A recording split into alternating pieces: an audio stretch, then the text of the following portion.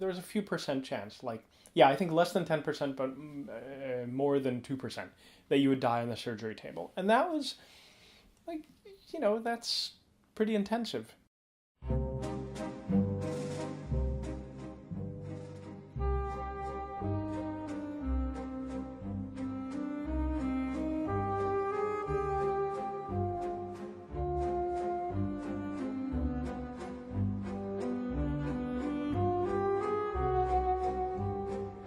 A lot of people say that when they first see their child, it's like saying hello to someone who was always there.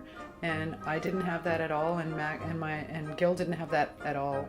The first thing that I noticed was that something was really wrong right away.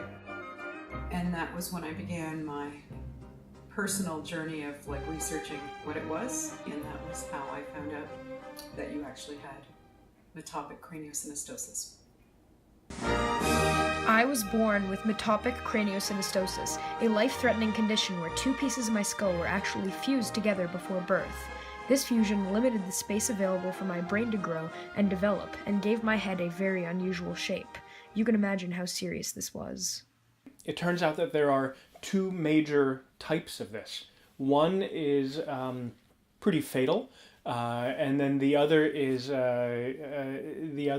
not fatal. Those first few seconds, when I was learning which of the two you had, were terrifying, because it was one of those moments where in a few seconds the course of your life can change.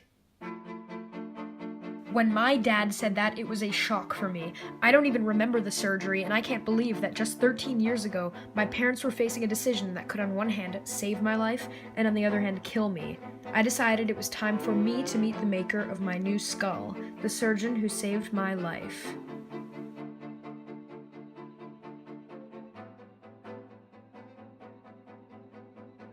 My name is Christopher Forrest, and I'm a plastic surgeon at the Hospital for Sick Children. I run the craniofacial program here. So I remember doing surgery on you when you were an infant. So literally we are taking apart the bones of the skull.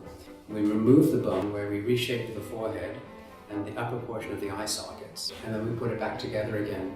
And we do it to improve the head shape, and it becomes less of an issue when you're older and you're out and about in the world, so that people don't actually look at you and go, "What's wrong with your head?" It's a little controversial because essentially we're doing an operation for the sake of appearance. And I think that appearance is very, very important. In this day and age, how you look has a significant influence on how people behave towards you. What if I had never had the surgery at all? What if today my head was deformed, enlarged by my skull's convex forehead?